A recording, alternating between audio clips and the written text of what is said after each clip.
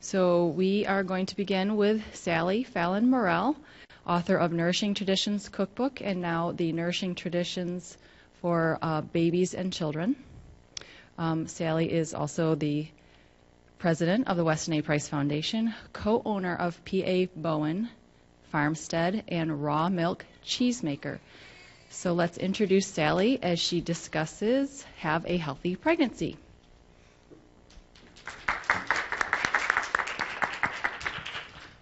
Thank you very much. And so my first question is the sound all right for everyone here? I've found sitting in the back of some of these rooms that you really have to strain, so you're much better being forward. We have a small group today.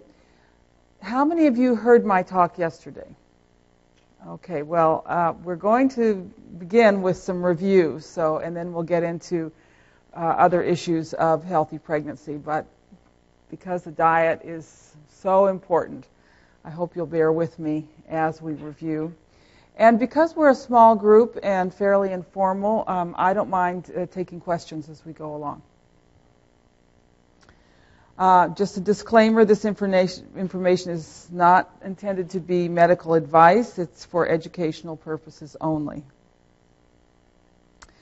So our big focus of the Weston A. Price Foundation is facial structure and shape of the dental palate. And what we're mainly, with two thoughts in mind. First of all, when you get normal, full facial structure, it is a sign that the body was well nourished during pregnancy, during the growth years, and is potentially all over. And secondly, this normal facial structure is not due to heredity. It's not due to eating hard foods. Has nothing to do with thumb sucking and all of these other theories we have out there. It is a sign of good nutrition. And I showed this photograph yesterday. This is what we want in our babies. We want the normal facial structure, good, strong facial width in this part of the face, the middle third of the face, plenty of room for the teeth to come in straight. And it doesn't matter what race you are, this is what is normal in development. Now, someone from, for example, Alpine stock might have a genetically wider face than someone who is from Gaelic stock, Irish stock.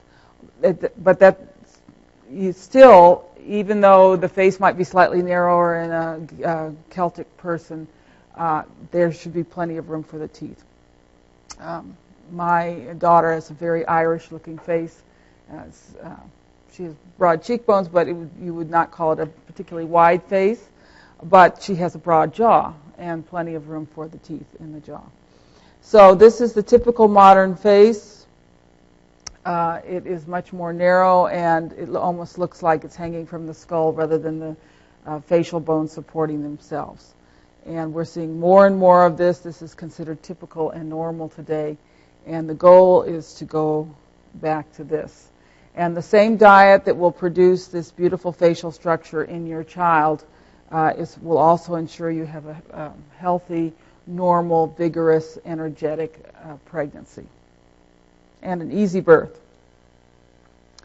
And we're not putting emphasis on the teeth just because of the aesthetics or just to avoid orthodontal bills. The straight teeth, when the teeth come in straight and the facial structure is normal, this is a sign of a lot of other things. Plenty of room in the head for the organs in the head, pituitary, pineal, hypothalamus. We should even consider the thyroid gland here. We know that they're going to be of normal size and well developed. And of course, the hypothalamus is the seat of impulse control. And what we're seeing today is lack of impulse control in our young people. And it's really interesting to see these babies who are born when the mothers followed our diet. They're very calm babies. They don't cry a lot. They have calm movements. They look around sort of surprised, with a surprised expression on their face. They smile early. They smile a lot. So, and you can leave them for periods of time just on the floor, kicking and cooing, and they don't get bored. There's an obvious difference in just the way their brains are wired. You get good skeletal development, good muscles, good sturdy, robust children. These children are not too fat, they're not too thin, they're just strong. And as we pointed out yesterday, our children are so weak today, they have such poor musculature and such poor tendon structure that they get injured very easily. And now today, they pretty much protect the children during recess from rough housing and running around because kids get injured. Keen eyesight and hearing. You can often reverse poor eyesight in the parents' generation into the next generation. Optimal function of all the organs, and then, of course, what we love to see in children, optimistic outlook, learns easily, smart, bright children. And the good diet's not going to change the shape of your pelvic opening. If you have a narrow face, you'll probably have a narrow opening. And childbirth is going to be difficult, might be difficult, but in the next generation we can change that back to the round opening, and then childbirth is much easier. And so all of these things we're trying to achieve with the good facial structure and the Weston A. Price diet. When the teeth are crowded and crooked, it means there'll be compromised space in the head for all these glands. You tend to see poor posture, poor development, easily injured, poor eyesight, poor hearing, compromised function of some or even all of the organs. And then, of course, the plague of modern society, these learning problems and behavior problems in our children, and then the difficult childbirth. And it's all about strength of materials. Building this beautiful, healthy jaw is all about having strong bones. So we're going to really put an emphasis on the nutrients that we need for strong bones. But I always like to point out that building a dental arch is really no different in principle than building an arch in a building. In order for that arch to be wide and strong and stand up and withhold the elements, you need good building materials. Unfortunately, this is what we are seeing today in the dentist's office, the orthodontist's offices, all of these different chaotic manifestations of dental development. And of course, it's blamed on thumb sucking or genetics, but these are all manifestations of poor nutrition. The optimal facial structure is actually apparent in infancy. This is my argument to the people. There's a whole school of thought that says we have these narrow faces because we are not eating hard foods, and there's a orthodontist in England who has all his patients chew gum 4 hours a day. That's his solution to a narrow face. Pardon me? And all gum is artificially flavored. But this is and so these babies have never had solid food. This shows up before the solid food, but you can see the difference here. A very round face. The eyes are kind of low in the head. They're right at the halfway line. The mouth is small. The baby does not have to breathe through its mouth. And you can tell here by the shape of the eyes that you have the weak cheekbones in here. And, of course, mouth breathing, the eyes are a little bit higher up in the face. All that is a sign of suboptimal facial development. Now, is there hope for this baby? Can you get better facial development with good early diet? I think you can. We have definitely seen examples where children, for example, with their teeth coming in crooked and narrow palate have actually, just with cod liver oil and raw milk, have fixed that. And at the same time, you could start with a baby like this and then feed them junk food, and you would see a degeneration of the bones in the face. But it's definitely better to start out like this and then continue as you've started. The main facial bone that's affected by poor nutrition is the maxilla. The upper jawbone, this is the bone that determines this part of the face and the height of the cheekbones. And when you have those tall, wide cheekbones, then you have eyes that sit very nicely in the head. You don't have circles under the eyes. The skin comes down very nicely from the bottom of the eyes. And then the second bone that's affected is the mandible, the lower jawbone. So Dr. Price said, natural beauty, individual beauty is a matter of both design of the face and regularity and perfection of the teeth. Nature always builds harmoniously if conditions are sufficiently favorable, regardless of race, color, or location. And the theory in Dr. Price's day about why they were seeing so much physical degeneration in the face was the theory of race mixing. It was a very racist attitude. And it said the pure races had broad faces, and when you had race mixing, you had this physical degeneration. And Dr. Price was very quick to point out that he saw physical degeneration in so-called pure races and plenty of physical good facial structure in people of mixed race. So it's regardless of race, color, or location. If the conditions are favorable, if the diet supports this, then you get this attractive facial structure. So here is the number one danger to all of this, to a healthy baby, to a healthy pregnancy, is the factory foods. Dr. Price said life in its fullness is Mother Nature obeyed, and factory foods are not Mother Nature's foods. So you need to get these out of the diet long before you conceive.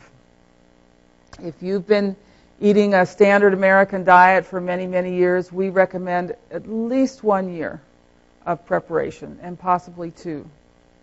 If you've been eating a good Weston Price diet for quite some time, then we just recommend about 6 months of preparation, special dietary preparation. At the other extreme is what I call the puritanical diet, which is what is being recommended for pregnant women: low fat, low salt, high fiber, plant-based diet with a little fish, maybe a little bit of meat, and of course beautifully artistically arranged here with your dry whole grain bread and your tubers and your fruits and a little bit of olive oil, the puritanical diet. And this diet is not adequate. It does not provide all the nutrition that you need. And just the fact that it's devoid of good animal fats, devoid of salt, people end up with tremendous cravings. And especially pregnant women end up with tremendous cravings trying to stick to the puritanical diet. And as I said yesterday, what happens is, especially with pregnant women, they try to be on this diet all day, and then at 9 o'clock at night, they're so starving they go to the freezer and get out the half-gallon of ice cream and eat the whole thing. So we go from the puritanical diet to the pornographic foods, and this is what the kind of foods that pregnant women tend to crave. Salty, rich, fatty foods, or sour foods, because they're not getting the right types of fats and salts and so forth in their diet. And yesterday we went over Dr. Price's key finding, the finding of nutrient density.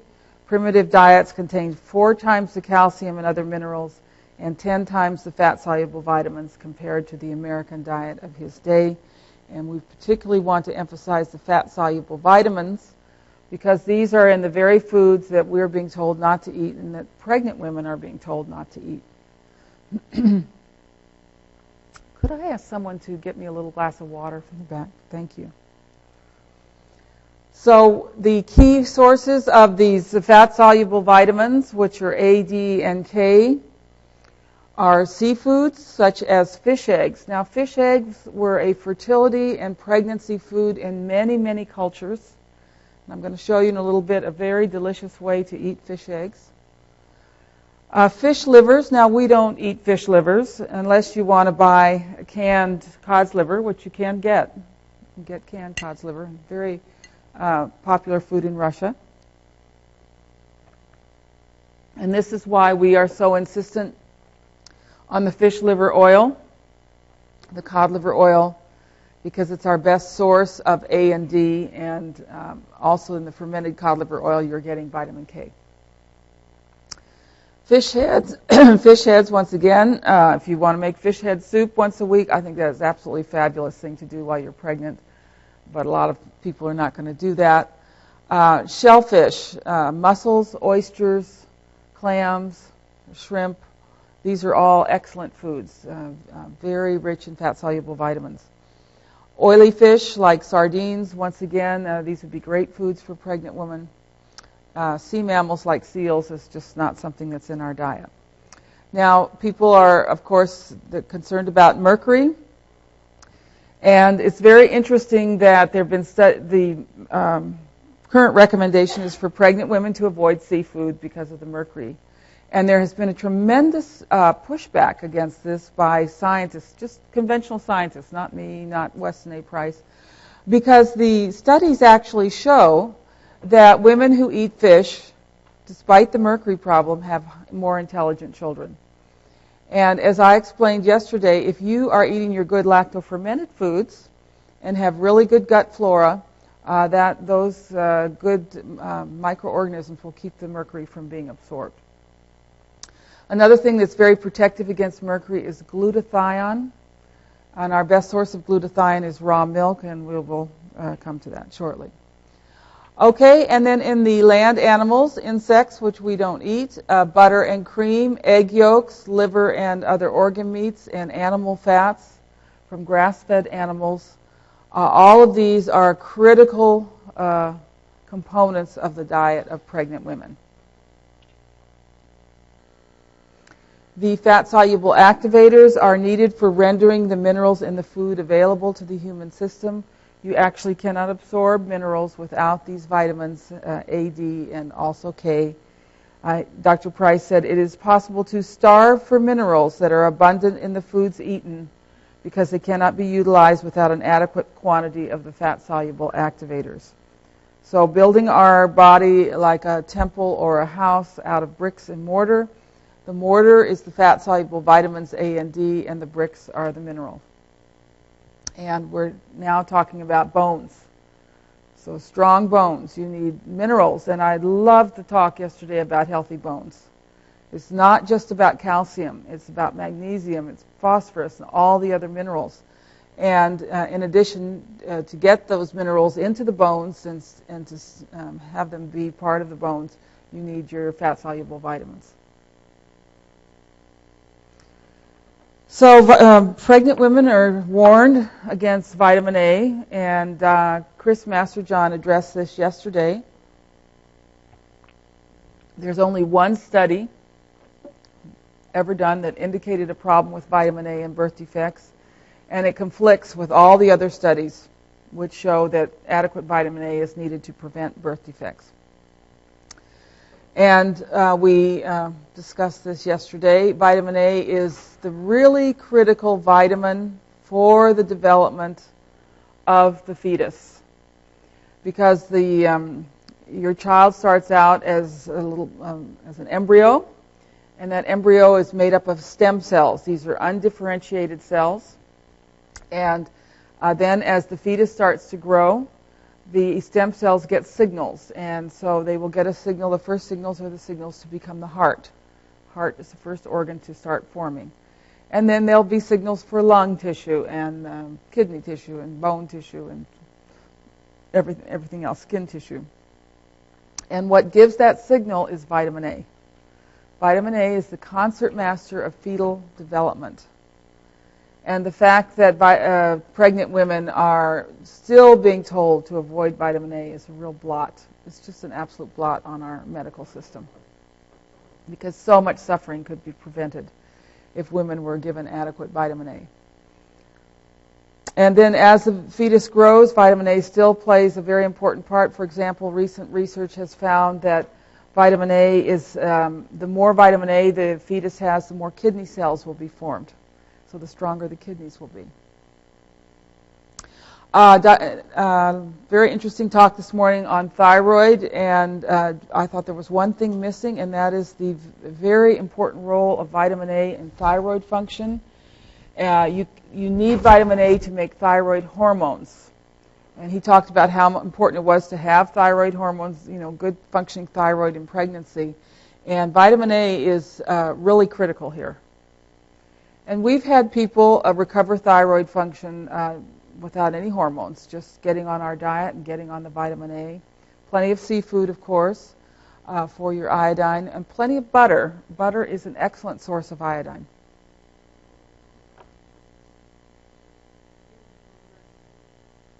Pardon me?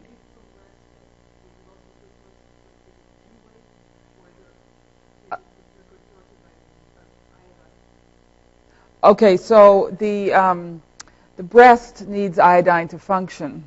So if you're making breast milk, you are definitely have adequate iodine.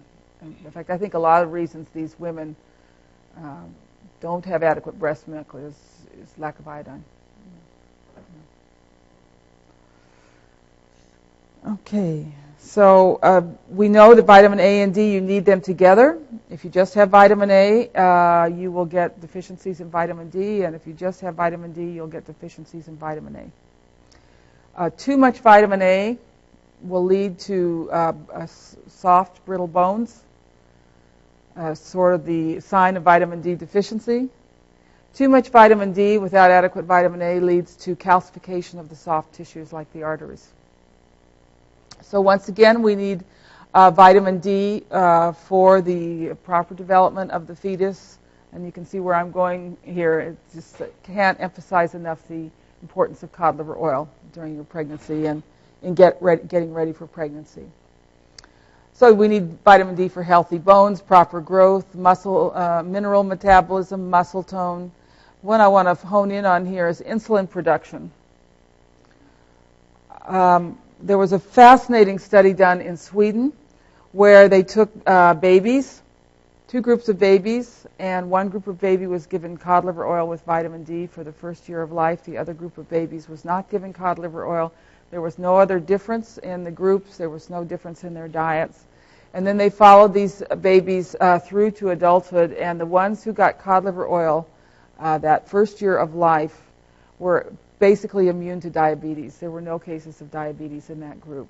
The group that did not get the cod liver oil developed diabetes at the rate of the general population. Feel-good chemicals. A lot of babies are born and they just don't feel good.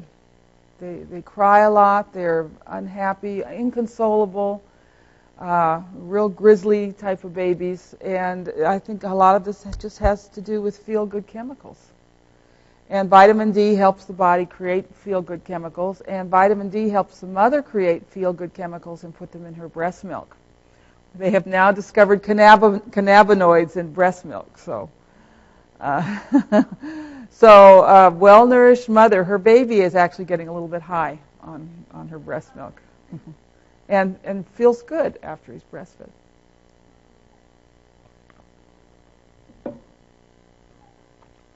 And then the third fat-soluble vitamin is vitamin K2, which we know plays a particularly important role in the growth of that middle third of the face, because the sign of K2 deficiency is underdevelopment of the middle third of the face. And vitamin K2 is really critical for putting calcium in the right place to make sure the calcium goes to the bones and not to the soft tissues where it doesn't belong. It's particularly important for, as I said, depositing not only calcium but phosphorus in the bones and teeth, and high levels of vitamin K in the saliva is what you need to prevent cavities. Vitamin K is also needed for prevention of heart disease. It's needed for the formation of the brain, synthesis of myelin, and vital for normal reproduction. So we want to do pastured eggs. We find 8 times more vitamin D, 2 times more vitamin A in a pastured egg compared to a supermarket egg. And of course, big emphasis on the yolks, much more on the yolks than on the whites. Same with our butter. We want to get pastured butter if we can. Once again, little shopping guide can be very helpful to you. We found 10 to 13 times more vitamin A and 3 times more vitamin A in the grass-fed butter. Please use lard getting ready for pregnancy and while you're pregnant, especially grass-fed lard, and many of our farmers will ship you grass-fed lard. It is a very rich source of vitamin D and an excellent fat to be using. Raw cheese is a very important food for getting ready for pregnancy and for pregnant women. It's just a powerhouse of nutrition. It's a complete food and a great source of the fat-soluble vitamins, calcium, phosphorus. Very, very good food for the bones. And, of course, this is how you eat your bread. You want a sourdough bread. Sourdough is a fermentation process that neutralizes the anti-nutrients in the bread, greatly increases the B vitamins, and turns your grains from something that's very problematic into something that's very nourishing. But the fat is important to have with these grains. They're much more digestible with the fat, and of course taste much better too. So it can be butter. A lot of the Scandinavian people put lard or herbed lard or salted lard on their bread, bacon fat. Just make sure you're eating your grains with plenty of fats. And don't be afraid of butter. Wonderful good things in butter. It's a great source of iodine. The combination of iodine and vitamin A and butter make it the perfect food for the thyroid gland. And of course, all of these other wonderful vitamins and minerals. And a great array of different types of fats, fatty acids, all of which are very healthy for us. Butter is the queen of fats. It has a perfect fatty acid profile. The Wilson factor is an anti-stiffness factor. It's a hormonal type compound. And if you do suffer from arthritis, you really want to try to get raw butter. But it is destroyed by pasteurization. The other components of butter are pretty stable, and I know it is hard to get raw butter.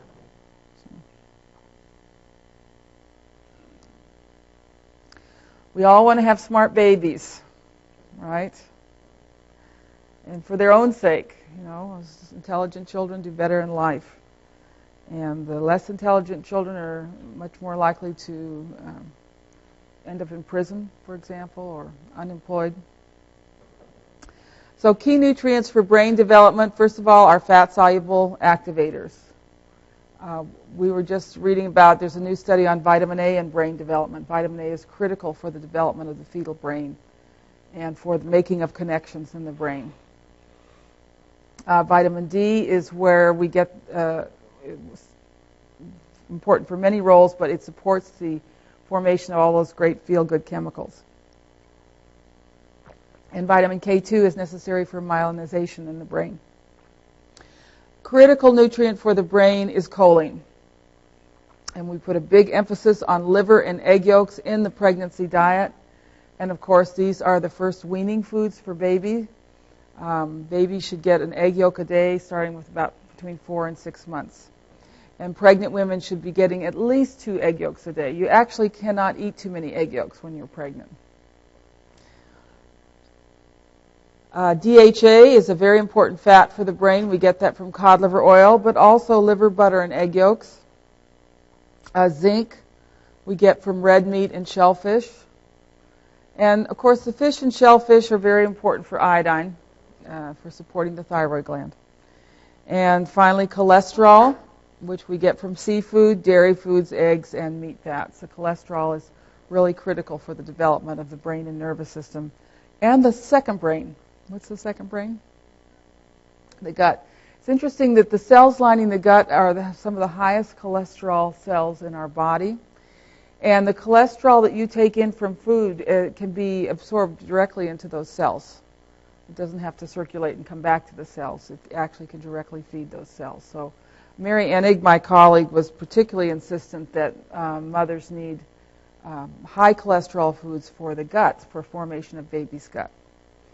I remember meeting a woman who was at a party, and she'd had a child, it was heartbreaking to hear about this child. Had multiple food intolerances, allergies, leaky gut. This child was just a huge problem. And I said, well, how was your pregnancy? Well, she said, when I was pregnant, I developed gallstones, and my doctor put me on a no-fat diet. So she was on a no-fat diet and gave birth to this baby with just a non-functioning gut.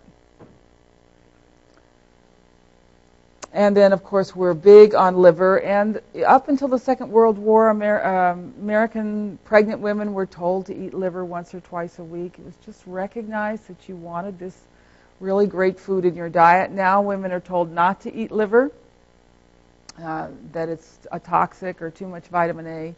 Now, you want to be careful of your source. For example, I would not buy chicken livers in a grocery store. I would want the chicken livers at least from organic chickens and preferably pasture-raised chickens.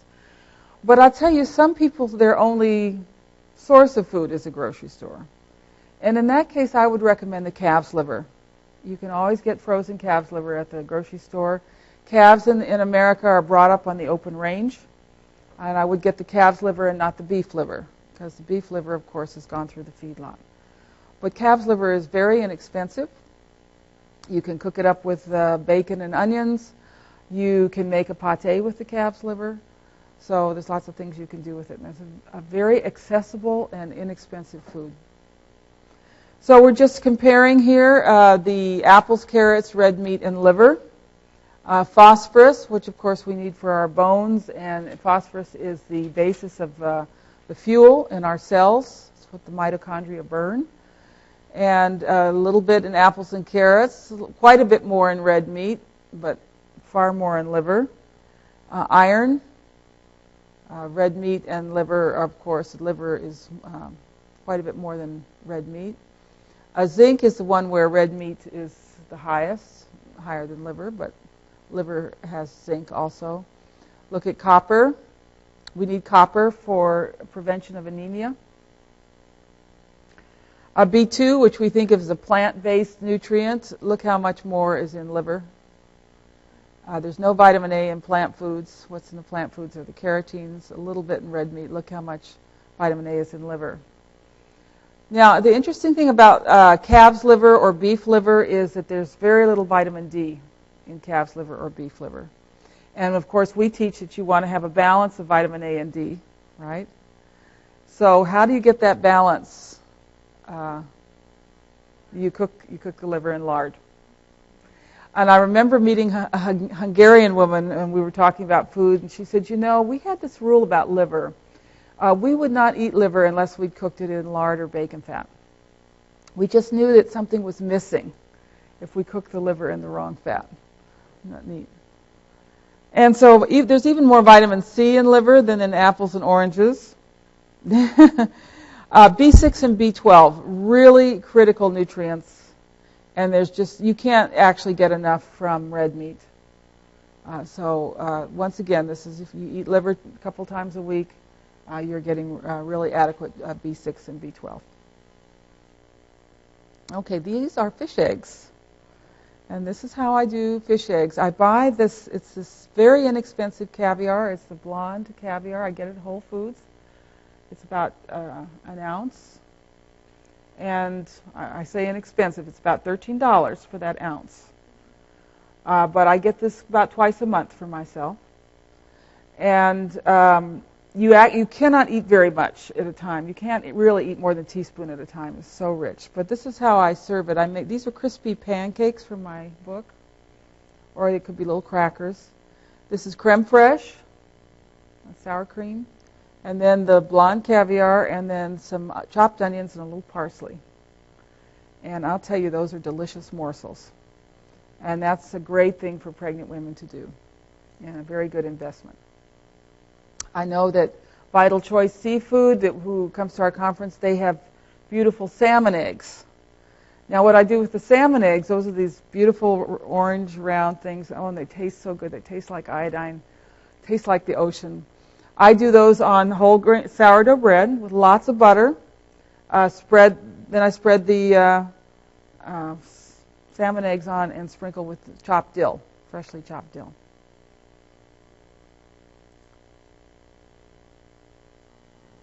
And the one thing I've done for my daughter's pregnancies is my gift during the pregnancies. Every now and then I'll send her a little can of caviar. So we're very insistent on the cod liver oil. And the fermented cod liver oil not only provides A and D, but it also is a good source of vitamin K. I'm reluctant to recommend butter oil for everyone because it's a very expensive product. But if you can afford it, I would take about a half a teaspoon every day when you're pregnant, if you can afford it. If you can't afford it, just make sure you're getting plenty of good butter.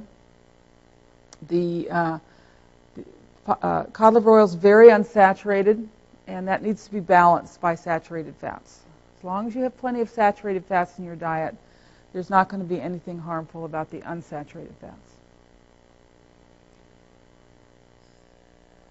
This is this wonderful old advertisement for cod liver oil. Give your baby, give him the help he needs to build a well-shaped head, a strong, straight back, sound, even teeth. Daily use is important. So we recommend for pregnant women 20,000 units of A and 2,000 units of D per day from cod liver oil, and you get that from 2 teaspoons of the high vitamin cod liver oil. Now, to get it from the capsules, you'd have to take lots and lots of capsules. I think it's 10 capsules, maybe 8 to 10 capsules per teaspoon. So it's really much less expensive to do the liquid. And believe me, it is not hard to take the cod liver oil. And I am a person who's very picky eater and very squeamish about lots of things, but I don't have any trouble taking cod liver oil. What I do is I put my cod liver oil in a small glass. If I'm taking butter oil, I put that in too. I add some fairly warm water, just I would almost say hot water.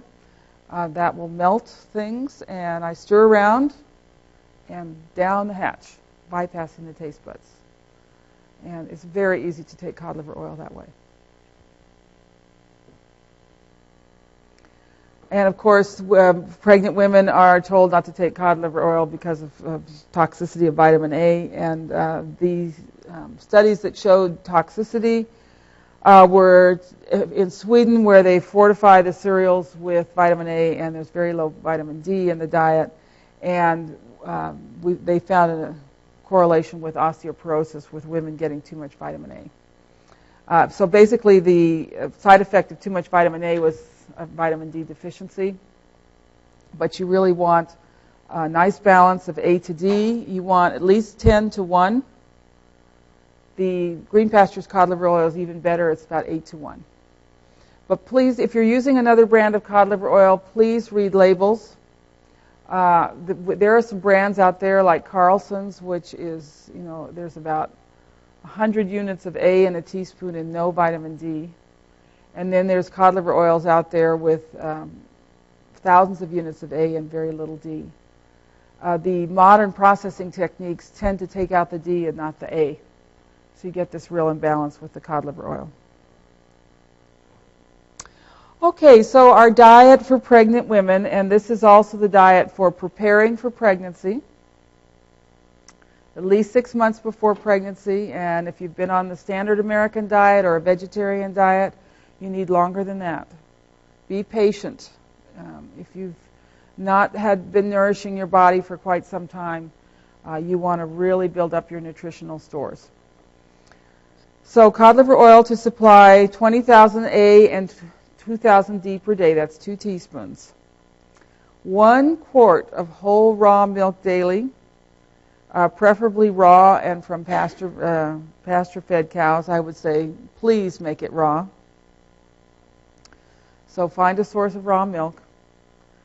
One of the things you're going to get in the raw milk is lots of glutathione.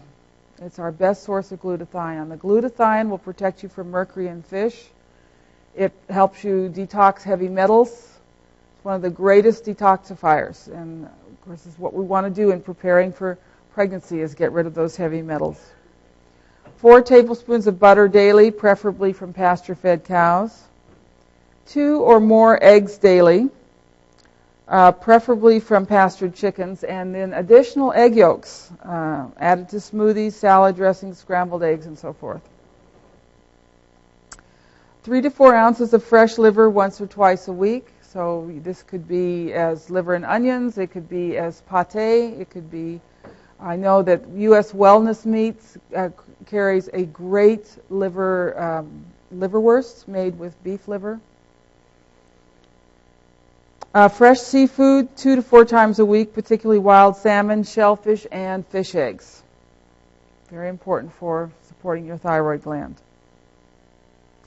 Fresh beef or lamb daily, always consumed with the fat. Oily fish or lard daily for vitamin D.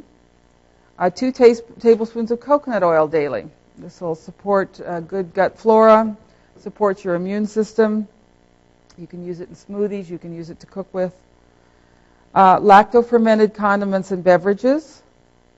Bone broth used in soups, stews, and sauces. And one of the very important things that bone broth puts in your diet is the amino acid called glycine. And we had I don't know if you saw the article in the winter 2012 issue of Wise Traditions about how glycine, actually no, that's in the spring edition, so it hasn't come out yet. So it's by Chris Masterjohn. And when we eat meat, we get lots of methionine, which is a very important amino acid, but methionine can lead to kind of hyper behavior unless it's balanced with glycine from bone broth. And one of the things my daughter notices is how much calmer her first child is when he gets his bone broth. He sometimes calls it his lamb juice. You don't need to avoid grains. Just make sure they're properly soaked or sourdough. In fact, I think if you tried to avoid grains and be on a low-carb diet, you would get cravings. I just can't stress enough that the Weston Price diet is not extreme in any way. It doesn't leave things out. It's an inclusive diet. We're not people to tell you, no, you can't have this, no, you can't have this, but here's how. Here's how to include these things in your diet. Fresh vegetables and fruits, and I can't stress enough the unrefined sea salt. Very important source of trace minerals, and of course the sodium and chloride you need for digestion. So don't skimp on salt. And we want to definitely avoid B12 deficiencies. Eating your liver will really help with that, and also the raw milk. You just don't want this happening in your family. And B6 deficiency we also want to avoid. It's linked to all of these chronic diseases, and particularly problems with pregnancy, morning sickness, and toxemia. Very much associated with B6 deficiency. So you're going to get your B6 in liver, in egg yolks, and especially in raw milk. Raw milk is a wonderful source of absorbable B6. And of course, the raw milk is going to ensure plenty of B6. When they gave these rats pasteurized milk, they developed B6 deficiency. And then the raw milk will ensure good, dense, healthy bones. Your children will be tall growing up on raw milk. And I think every child wants to be tall. We want to have enzyme-rich foods to help with digestion, so raw dairy products, of course. Honey is a great sweetener for a pregnant woman, raw honey, full of good enzymes, amylase enzymes. But definitely pregnant women need these lacto-fermented condiments. Isn't it interesting, the 2 foods that pregnant women tend to crave are ice cream and pickles, okay? So ice cream is giving her those fats that she desperately needs, and pickles the commercial pickles are a poor substitute, but they're trying to give her all the good enzymes and good bacteria that she needs. You want to make sure you're taking care of your gut flora while you're pregnant, and that's what you get from the lacto-fermented foods like pickles and sauerkraut. They should be consumed daily. We now know that baby's gut is colonized during the birth process. And if mother has good gut flora, she will have good bacteria in her vaginal tract and the whole birth canal. It's not sterile the way people thought. And as baby is born, that's where baby picks up these good bacteria. So it's very important for mom to start out with good bacteria. One of the things that Dr. Campbell McBride is founding is a strong relationship to antibiotic use in mothers and autism in their children. Because these children do not start out with good gut flora. The mother's gut flora is disrupted, and so they start out with poor gut flora and lots of overgrowth of yeasts and all sorts of nasty things that create real brain toxic chemicals in the gut. So it's very important to get these lacto-fermented foods while you're pregnant and to have good gut flora. So these are some of there's lots of ways you can get these foods. These are all from Nourishing Traditions, and they're very easy to make. Lacto-fermented beverages like kombucha, beet kvass. This is a sour grain drink from Australia, but the natural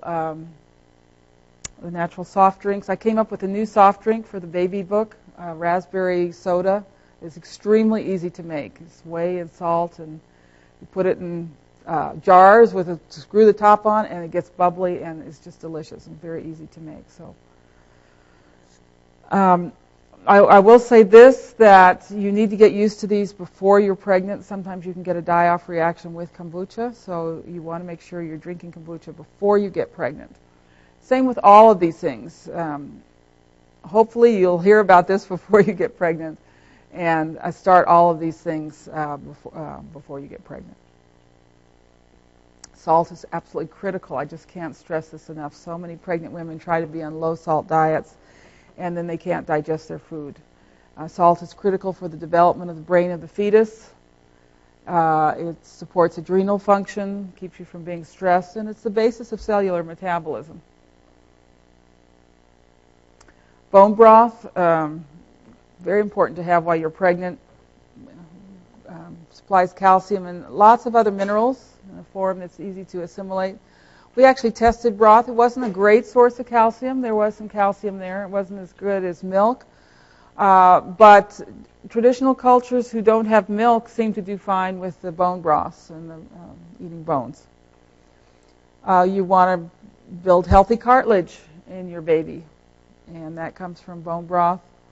Amino acids help the body detoxify. The gelatin helps digestion. And for reasons that we don't particularly understand, broth is extremely healing to the digestive tract. Okay, what to avoid? First and foremost, industrial fats and oils. Solid, liquid, pre-mixed dressings, dips, Cool Whip, all of these fake oils, margarines and spreads. It's the number one thing to get out of your diet. It's the number one reason we have a health crisis today, is because these industrial fats and oils are not only bad in themselves, but they push out the good animal fats that we're supposed to be eating. Junk food and commercial fried foods, sugar, and that includes high fructose corn syrup. But you know, you're going to want some sweet things. Use natural sweeteners, use honey, use maple syrup. You don't want to deprive yourself too much. Once again, we're not a diet that says don't eat sweet things. Just be reasonable and use natural ones. Sugar and white flour, soft drinks, of course, are just a scourge. So if you have a problem with soft drinks, you need to get over them before you get pregnant, long before you get pregnant. And the perfect substitute is kombucha. A lot of people have gotten off soft drinks. A lot of people have gotten off alcohol using kombucha. Kombucha is much more satisfying than either.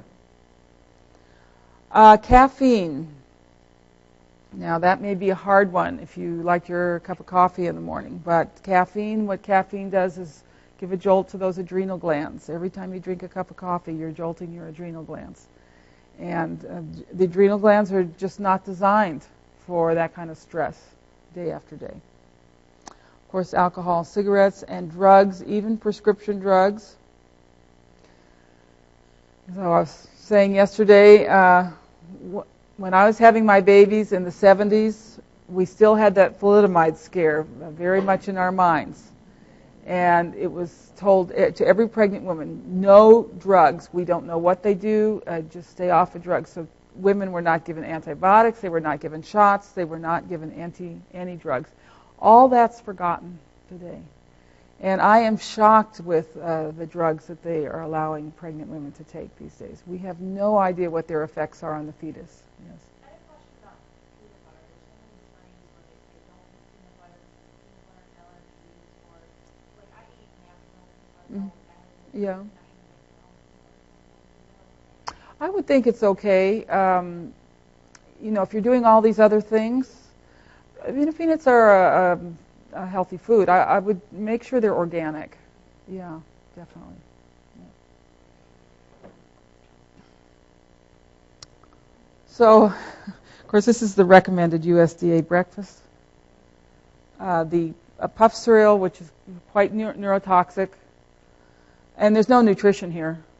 And this stuff is extremely expensive. It costs, how much does a box of cereal cost? About $5. There's a penny's worth of grain in there.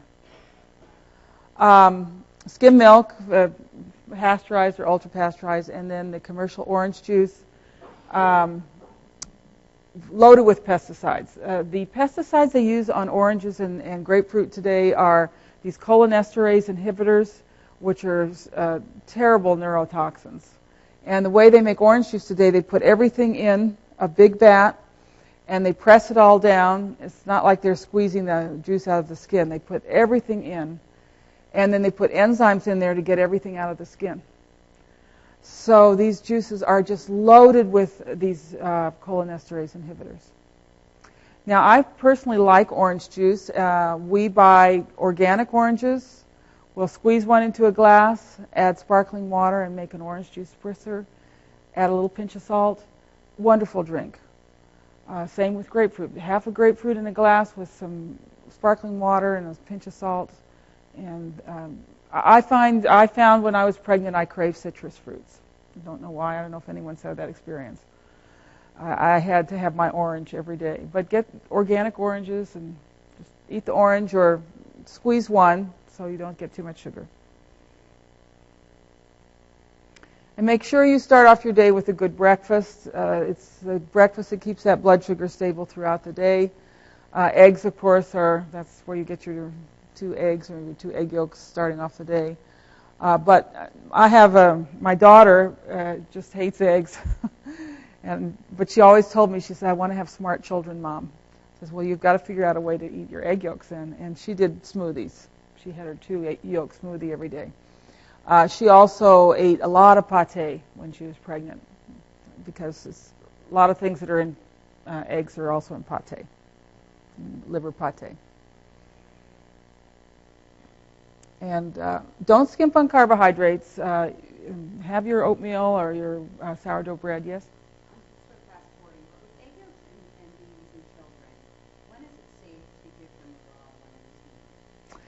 I would wait till probably 8 or 9 months, and it should be pastured eggs. The first egg yolks we give them are, cooked, not too really hard, but cooked. Yeah.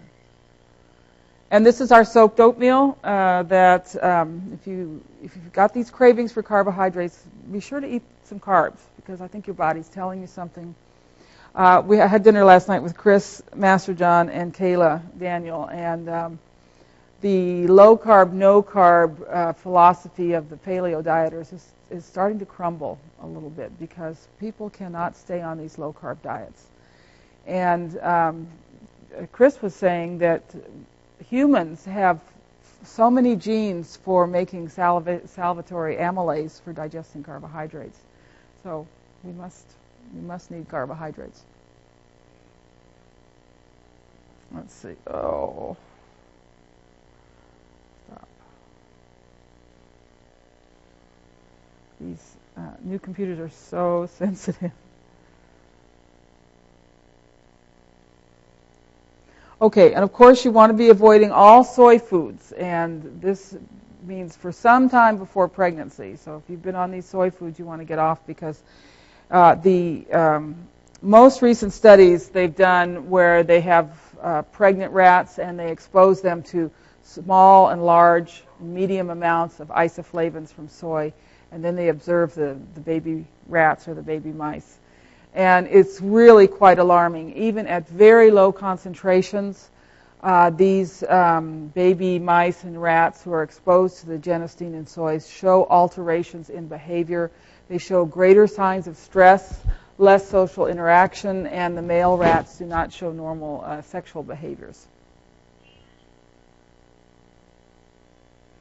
And of course, the edible oils, just get them out of your diet. We've been over all of this. So don't be afraid of saturated fat. It's your best friend while you're pregnant and will really help with any type of craving. Saturated fats play many roles in the body. They're critical for building your healthy baby in the womb.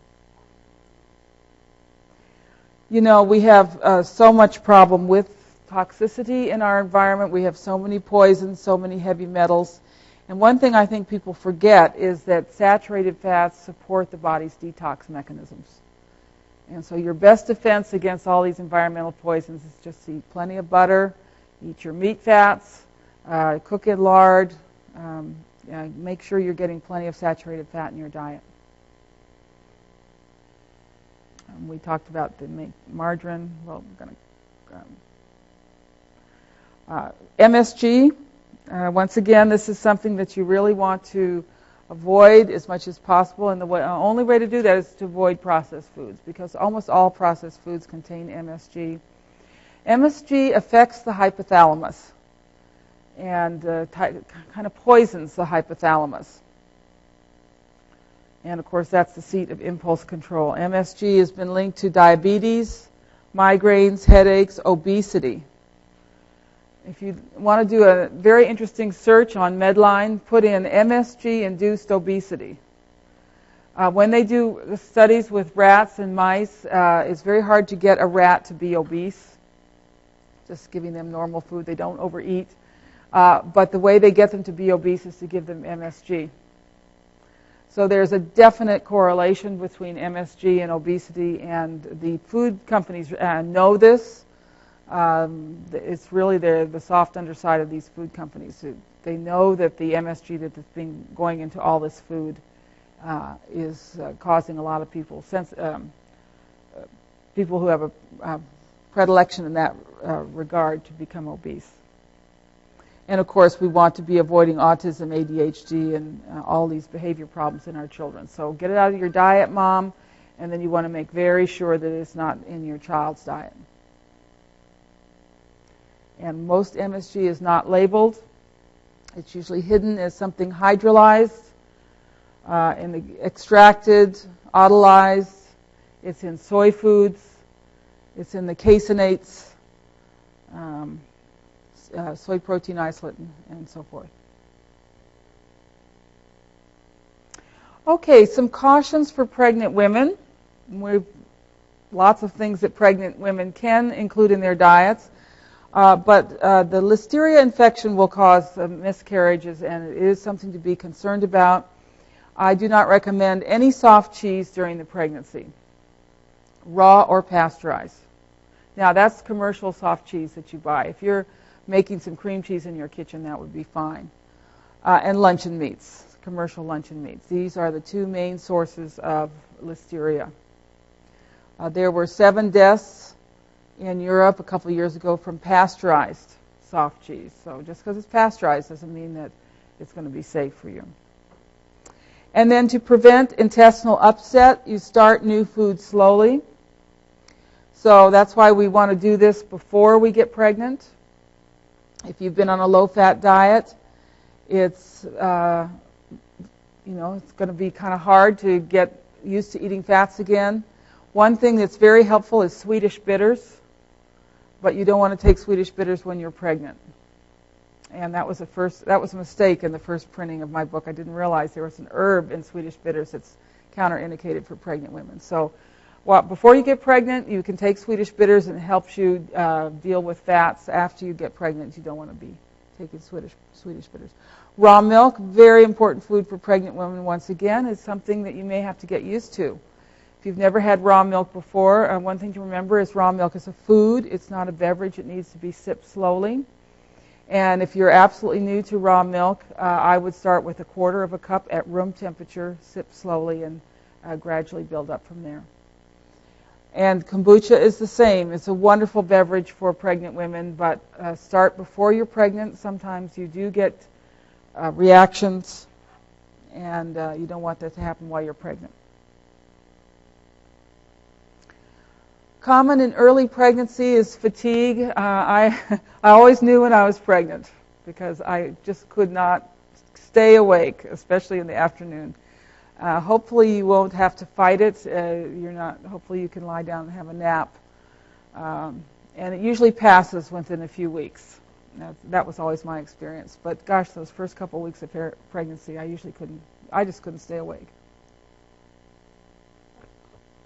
We were actually on a trip once, and I said, I just know I'm pregnant because I cannot stay awake. We were on a boat, and I just kind of went in the corner, and I was out in the fresh air, which was good, and I just slept the whole time. It was not very good company.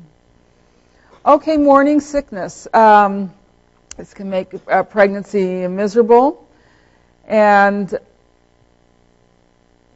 so here are some tips for morning sickness. First of all, avoid low blood sugar. You tend to be more nauseous when your blood sugar gets low. So if you can eat, get 3 good meals a day. We've had people with mothers with very severe morning sickness, and they said the thing that they helped the most was raw milk.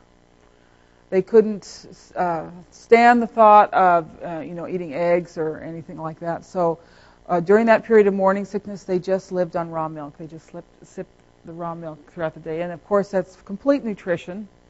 What I'm very concerned about is women not eating when they have morning sickness.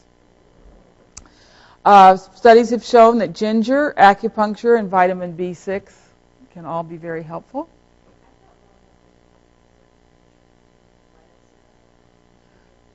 Well, you want to keep it in a very cold refrigerator, but when it's time to drink it, it's a little bit more digestible if you let it come to room temperature. Just leave it out for half an hour, so it's not real cold. And plenty of liquids to avoid dehydration. Very interesting, when I was researching the book, all the theories about morning sickness. The old theory was that because of increased hormone levels, increased progesterone, that relaxes the stomach and intestines and may lead to acid reflux. That's the old theory. The new theory is that morning sickness is an evolved trait. It's something good to protect the mother from toxins in foods. It's not a pathology and nothing to worry about. But mostly the morning sickness is a feeling of nausea with fatty foods, and that sort of didn't make sense to me. So I came up with Sally's theory, which was that we have increased hormone production during pregnancy, and the body uses up cholesterol to make all these hormones, and we also need cholesterol to produce bile for digesting fats, and we don't have enough cholesterol to produce bile, and that's why we're nauseous. So that's my theory. So my solution is to eat more cholesterol-rich foods. And please ignore this. You can take an ox bile tablet with meals. Please ignore this about the Swedish bitters during pregnancy. But the ox bile tablet can be very helpful. It's a bile. It's for digesting fats. A standard process makes it. You can get it on Amazon. Oxtail broth would be also very good. Any kind of broth would be great. But the bile helps you digest fats.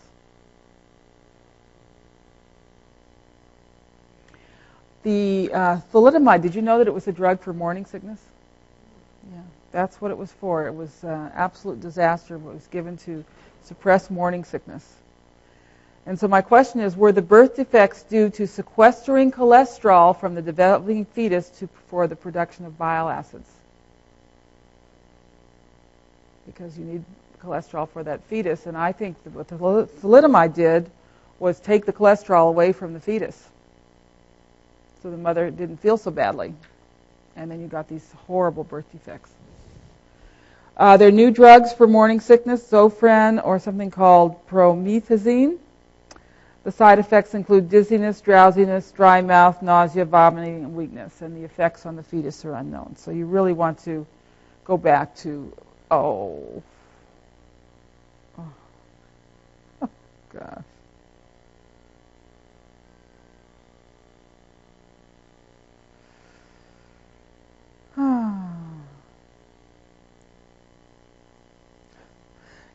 You want to go back. I'm not going to try to move this.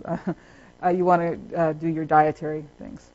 What time do we go to? Is it 11:30? Okay, I'm going to have to go quickly now. I was taking too much time. Weight gain. Normal weight gain is 25 to 35 pounds. You want to make sure you gain that much weight. It's better to err on a little bit too much weight gain than not enough weight gain. Exercise, moderate exercise is okay, but please don't do more than you could do when you were not pregnant. You're more limber when you're pregnant, so it's actually more easy to injure yourself. Walking is the best exercise, and I always thought that gardening was a great exercise because you're up and down, you're stooping and standing, and it helps get the baby's head down. Swimming is great, but I would only do it in a saltwater pool, not in a chlorinated pool. Very important to not raise the body temperature when you're pregnant. It's a threat to the developing fetus. Hypothermia can cause growth retardation defects. So you want to avoid hot tubs and saunas, especially during early pregnancy. Showers are fine, but avoid hot tubs, prolonged hot baths, saunas, and steam rooms. If you develop a fever, go to bed first thing. Use cold compresses, take extra cod liver oil. You want to try to bring that fever down as much as you can. Fever is very important, good thing for babies and children as they grow. It stimulates the immune system. Fever is not such a great thing for a pregnant woman. I do not recommend prenatal vitamins. Here's the typical prenatal vitamin. Look at all the red colors and dyes and everything. But there's all sorts of new modern prenatal developments. Here's one by a guy looks very pleased with himself, Dr. DeVore, who's conducted over 175,000 fetal ultrasounds. One of the problems with his prenatal is the synthetic DHA in there. We get our prenatal vitamins from food. Calcium from our raw dairy products and bone broths, folic acid from liver, beans, egg yolks, fish eggs, green vegetables, B12, so critical, liver, shellfish, fish eggs, meat, and eggs, and so forth and so on. Iodine, very important for the pregnant woman. Fish eggs, seafood, and butter. I really should include vitamin C on this list. There's a new study out showing that when vitamin C is low, the brain doesn't develop properly in the fetus. So might be explain these cravings for citrus fruits that you see in pregnant women. It's just stunning what they are trying to push on pregnant women. They try to give pregnant women flu shots. Please say no to this. And now they're giving pregnant women whooping cough shots with the hope of transferring immunity to the newborn. Just say no. There's at least 4 neurotoxins in every shot, and these go right into your bloodstream. Gestational diabetes, it's usually mild. The danger is having a large baby, making birth difficult. The biggest danger is the test.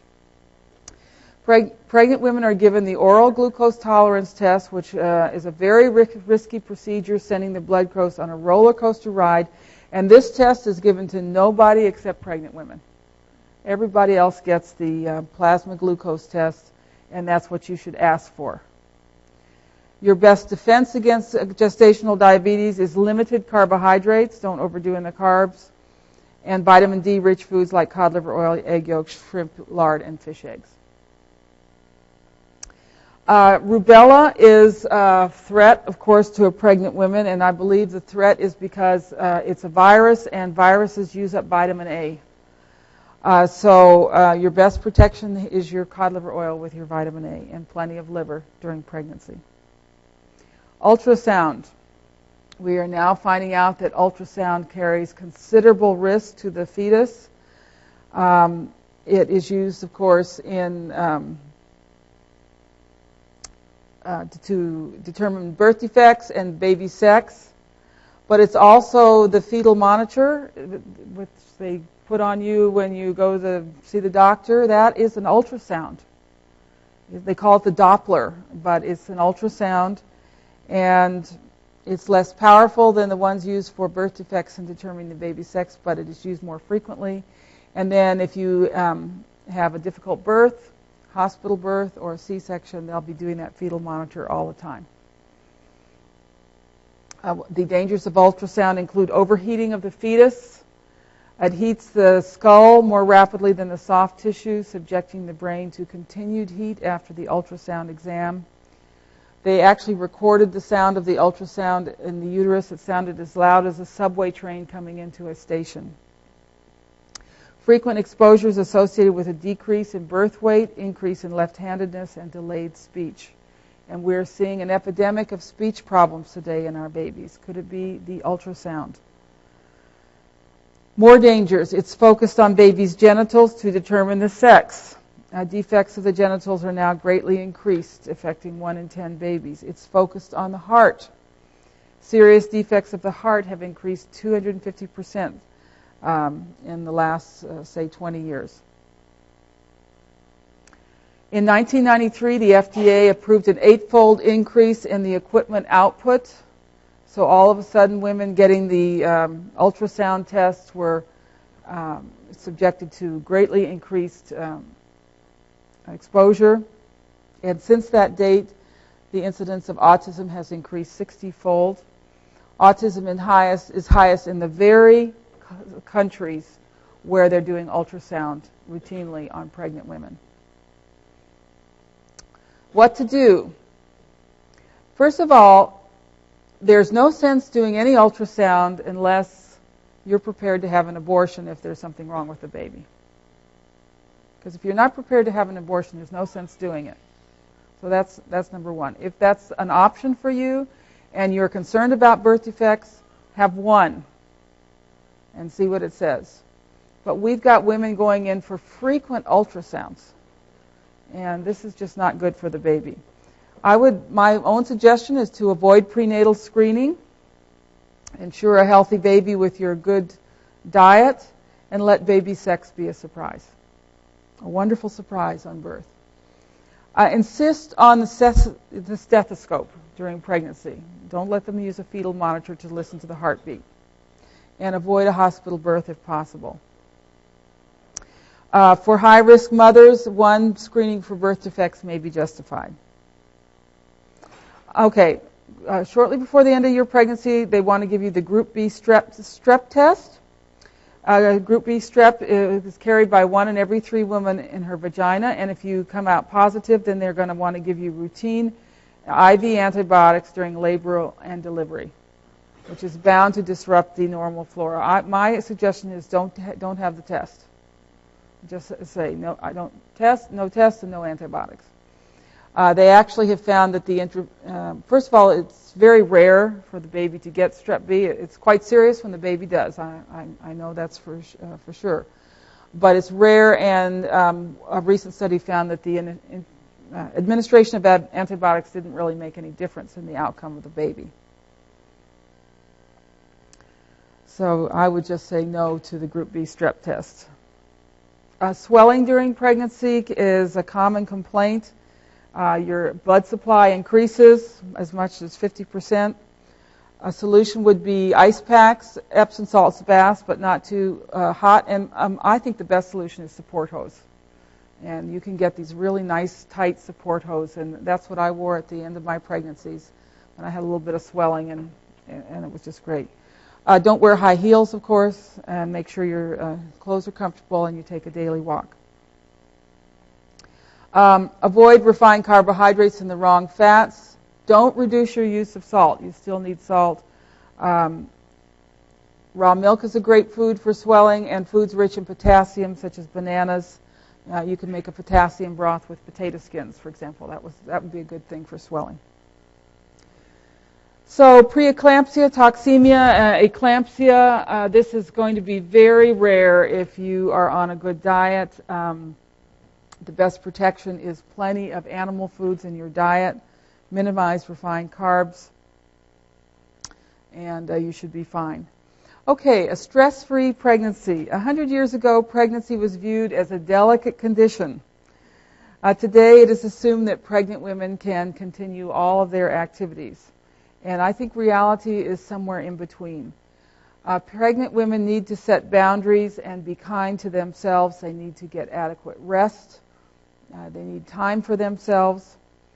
One thing that you should not do when you're pregnant, or several things that you should not do, is decorate your home. A lot of toxic outgassing from curtains and sofas and things, carpet. Take on new projects. Don't put on a conference while you're pregnant.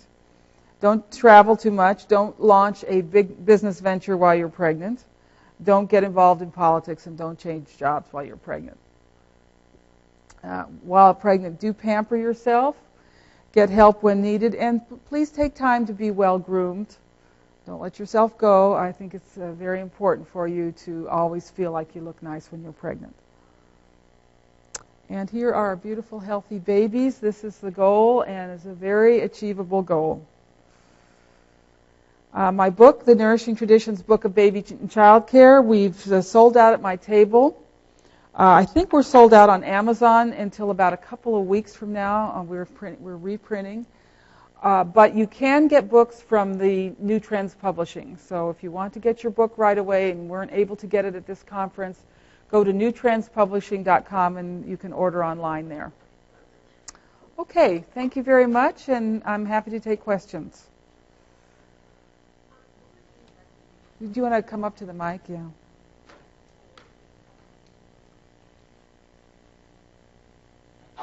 What would be your recommendations on dental care? I mean, obviously, if your baby comes out with a perfectly shaped face, they won't have a need for that. But with, so many kids that have misshapen faces now, so many doctors are extracting teeth and whatnot. What would be your recommendation on that? Okay, very good. So for orthodontic care, and you've got a child with crooked teeth, you want to find a doctor, an orthodontist that widens the palate. And this is best done around 7 to 8 years of age. There's 2 websites that you can go to for doctors who widen the palate. And typically they don't use braces and they don't extract any teeth. Go to westonaprice.org, go to WebWatch, and under that WebWatch we have a whole list of websites, and there's a couple of them about widening the palate. Okay. I wouldn't do fluoride treatments. I wouldn't do sealants on the teeth, of course. You'll find that your children on this diet tend to be free of tooth decay. One of the things we're seeing, though, is babies with their teeth coming in rotten. And usually it's with the mothers who've been vegetarians. In fact, someone came into our store the other day and showed me her baby's teeth, and they were just like these rotten little stubs coming in. And I said, well, I have to ask you, have you been a vegetarian? She said, I was vegetarian most of my pregnancy. Yeah. Okay. Hi. I'm still learning. I knew about the healthy fats and everything, but I guess I'm confused. Isn't there alcohol in kombucha? There is a very small amount of alcohol in kombucha. I haven't had kombucha in like 9 weeks because I thought I couldn't drink it because it had alcohol in it. I missed it. It's so small. Fruit juice has alcohol in it too, so very small amount. GT Dave's has gotten, they have 2 types now. One has a little alcohol and one has none. So you could use a GT Dave's. GT Dave, as in DAV? GT Dave's, it's the one that's the most popular brand. It's in health food stores, and our Safeway carries it. But it's like 1% alcohol. Yeah, that's awesome. And then I'm confused. I thought there were possible toxins in fish eggs, so I've been avoiding those as well. Pesticides, I think there's much more goodness than downside. And well, yeah, with this bone broth, maybe that'll help rebuild my stomach as well to help fight off the toxins. I've been Yes, hearing a lot yes. about that. Good gut And- flora, and glutathione are our three. And of course, I haven't had milk in 3 years, so this is, I was doing some things, but not all the things. And as long as the raw cheese is hard, it's considered safe. Yes, wasn't- it and should then be aged 60 days. the cured meats and stuff, they're different than luncheon meats. They're Yeah, what you don't want is the typical. right. You want to find stuff that Yeah, doesn't have but the nitrates a in it, good and cured healthy salami or something like yeah, that would from be fine. a farmer or a butcher or something. Yes. Very good. And then you gave us really good ideas with the livers and stuff, but is there any kind of store-bought pate? I'm just afraid to make pate. Oh, you are. I don't know what it involves, of course. Chicken liver pate is quite easy to make. Okay, well, I'll let other people Okay, talk. but yes, store-bought. You know what I would recommend for you is the liverwurst from U.S. Wellness. Okay, Meats. good. I wrote that. Good, Yeah. good. And have that on bread with some pickles and things, and Yeah. really good. And I've definitely learned a lot. I'm assuming that's why my vitamin D tanked, because I was gorging on all the vitamin A-rich foods. Yeah, But I figured everything out with that, so that's good. Thank you. Hi, I just have I guess a fairly simple question. I've been buying tallow, beef tallow from my co-op. Is that along the same lines as lard, or is it lard, or No, what's the difference tallow there? is from a ruminant animal, Right. so cow or Yeah, that's what sheep. I've been doing. It is much harder than lard, so it's a great saturated fat, but it's not a particularly good source of fat-soluble vitamins. The lard is better for vitamin D for sure. Okay. Yeah, and there'll be a little bit there, but not a lot. You talked a lot about the nutrition for the mom. Any things that you would do differently for the dad? Yeah, well, the same nutrition for the mom is good for the dad, definitely. And that preconceptual period, the diet for the dad ensures healthy sperm. And then afterwards, the diet for the dad just ensures a healthy dad. Yeah. Yeah. And, it always warms my heart to see couples here doing this together. I just can't think of any worse stress than the mother doing this and the dad not, It's hopefully this is something that you work out with your partner before you get pregnant. Yeah. Quick question. Where do you have in the Weston Price book like a list of gynecologists that you can refer to assist you with this? Because I'm from New York, and it's really hard trying to find a holistic. Well, I would call the local chapter in New York. We have a very active Manhattan chapter. Call them, because what we do, we don't keep a list of doctors in our main office. It's just an overwhelming task that we don't have the staff for. But usually the local chapters will know who a good doctor is. Yeah.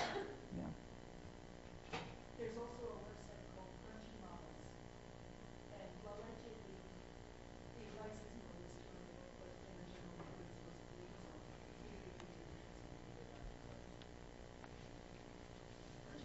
so Crunchy Mamas.